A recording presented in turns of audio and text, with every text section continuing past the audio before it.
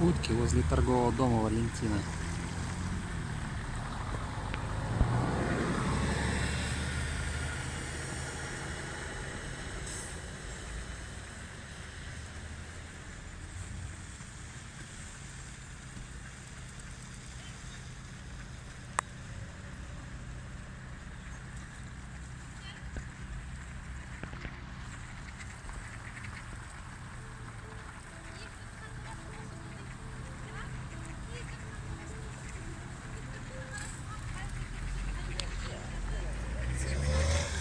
Наш завод,